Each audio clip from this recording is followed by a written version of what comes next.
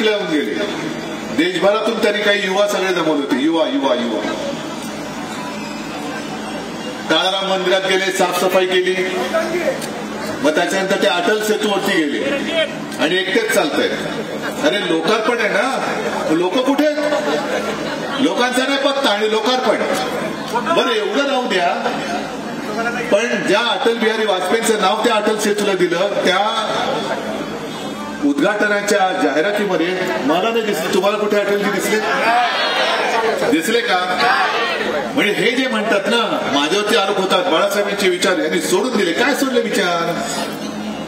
आणि म्हणून माझं तर आव्हान आहे, तुम्ही म्हणाल तिकडे माझ्या जनतेमध्ये मी मध्ये उभा राहतो, मिंध्यानी यावं. आणि काल परवाकडे जो दिव्य निर्णय दिलाय लवाद म्हणून, नार्वेकर, शिवसेना कोणाची? माझं त्यांना आव्हान आहे, बंदोबस्त बाजूला ठेवा, जनतेत येऊन उभा राहा. मी उभा राहतो आणि जनतेत सांगा शिवसेना कोणाची माझी तयारी आहे. जनता जर म्हणाली मिंध्यांची, माझी तयारी आहे. एवढं मोकळेपणाने आणि धाडसाने मी बोलतोय, कारण मला खात्री आहे की एवढं सगळं करून सुद्धा पक्ष चोरला, निशाणी चोरली, पण माझी माणसं कशी चोरणार तुम्ही? ही माझी लढवली माणसं विकाऊ गेले, त्यांचा भाव लागला, बोली लागली, विकले गेले ते. पण त्यांच्या कष्टामुळे ते मोठे झाले. ते मोठे करणारे मूळ शिवसैनिक आज देखील माझ्यासोबत आहे. बरं आज सुद्धा तुम्ही कागदावरती निकाल दिलात, मग रोज कशाला खणाणा करताय उद्धव ठाकरेच्या नावाने? उद्धव ठाकरे उद्धव ठाकरे उद्धव ठाकरे घराणेशाही संपवली. अरे मी इकडे आलोय तुमच्या गद्दारांची घराणेशाही गाडायला चालवलंय. ही गद्दारांची घराणेशाही. आणि मला मोदींना सुद्धा प्रश्न विचारायचा आहे. तुम्ही भले घराणेशाहीवरती बोलताय, मी आज सकाळीच बोलले, घराणेशाहीवरती कोणी बोलायचं? बोलणारा कोणतरी घरंदाज पाहिजे. त्याला घराणं म्हणजे काय हे माहितीये, त्याने घराणेशाहीवरती बोलायचं. ना घरादाराचा पत्ता, कुटुंबाचा पत्ता, आणि तो आमच्या घराणेशाहीवरती बोलतायत. बरं आज कोणतरी एक सूक्ष्म आणि लघु कोणतरी आहेत, मी नवीन त्यांचं नाव नाही घेत, मी नाव घेत नाही. पण जसं मध्ये तुम्ही ते काय उपमुख्यमंत्र्याला काय म्हणता,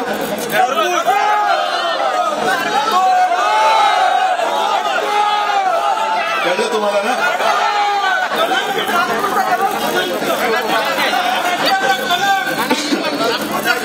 त्यांनी जे मध्ये सांगितलं होतं की बाबरी किंवा राम मंदिराच्या लढ्यात शिवसेनेचं योगदान काय, आणि तुम्ही हाफ पॅन्टीत होता.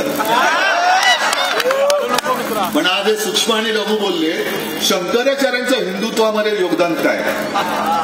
लाज नाही वाटत? एक तर स्वतःचे फोटो छापताय, मोदी सरकारची गॅरंटी, शंकराचार्यांच्या बद्दल वेगळा एक आदर मान तुम्हाला राखायचा टाका, हा भाग वेगळा असला तरी शंकराचार्यांचं हिंदुत्वामध्ये योगदान काय? आणि तुमच्याकडे आम्ही हिंदुत्वासाठी युती करू. आम्ही कुठे काय बोललो तर फटकन अपमान अपमान बोंबलतायत. मग आज माझं जाहीर त्यांना आव्हान आहे की राम मंदिराच्या लोकार्पणाच्या आधी भाजपाने हिंदूंची माफी मागावी. हिंदूंची माफी मागा. कारण तुम्ही एक तर शंकराचार्यांचा मानपान ठेवत नाही स्वतःचे फोटो छापण्यासाठी, कारण शंकराचार्य आले तर त्यांचे फोटो लागणार, मग माझा फोटो कसा येणार? पण त्याचा मान सन्मान तुम्हाला ठेवता येत नसेल तर तुम्ही योगदान विचारताय काय? तुमची लायकी काय? मग राम मंदिराचं उद्घाटन करण्यापूर्वी एक तर भाजप ह्यांना काढणार आहे की नाही, कारण हे सुद्धा गद्दारच आहे.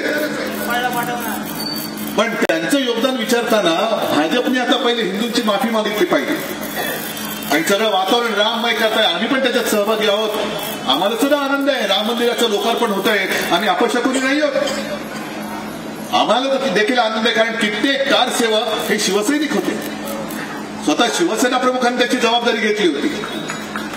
आणि हाच तो क्षण, हाच तो दिवस जो वर्षानुवर्षे लढा चालला होता तो संपवून तिथे राम मंदिर उभं राहतंय, याच्यासारखा आनंदाचा दुसरा क्षण असू कोणता शकतो?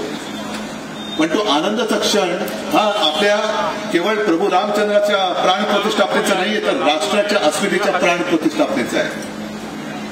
राष्ट्राची प्राण प्रतिष्ठा आहे, आमची प्रतिष्ठा आहे, आमची अस्मिता आहे. आम्हाला सुद्धा आनंद होतोय आणि म्हणून आम्ही त्या दिवशी काळाराम मंदिरात जातोय.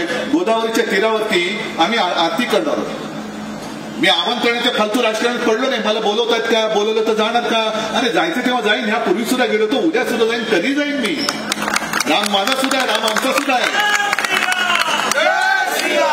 आम्ही काय परग्रहावरून आलेलो नाही आहोत. पण राम, प्रभू रामचंद्र जणू काय माझी खाजगी मालमत्ता आहे. आणि मला एकच फक्त अपेक्षा आहे की फोटो तुमचे जरूर छापा, पण मंदिरात तरी प्रभू रामचंद्र, सीतामाई आणि लक्ष्मण यांची मूर्ती लावा, नाही तर तिथे सुद्धा स्वतःची मूर्ती लावा. काय भरोसा नाहीये. आज या ठिकाणी आल्यानंतर मला मी मुख्यमंत्री असतानाची एका निर्णयाची आठवण आली. आपण निर्णय घेतला होता की मुंबईचा नवीन विमानतळ होतोय, त्याला काय नाव द्यायचं? माझ्याकडे कोण आलं होतं शिष्टमंडळातून? आले होते, गेले मिंद्यांकडे. मग मिंदे बसले 1.5 वर्ष, का बोंबलत नाही आता? त्यावेळेला तिकडे शिवसेना प्रमुखांचं नाव देण्याचं ठरलं होतं, पण मी अडून नाही बसलो. मी म्हटलं स्थानिकांची इच्छा असेल, मी त्या स्थानिक लोकांच्या जनतेबरोबर आहे. आणि जर स्थानिकांची इच्छा असेल, स्थानिकांची मागणी असेल की विमानतळाला दिवाणचं नाव दिलं पाहिजे, म्हटलं दिवाणचं नाव द्या. मंत्रिमंडळाने ठराव मंजूर केला. का पाठपुरावा होत नाहीये? छत्रपती संभाजीनगर, त्या विमानतळाचं नाव आपण छत्रपती संभाजी महाराज विमानतळ असं केलं होतं.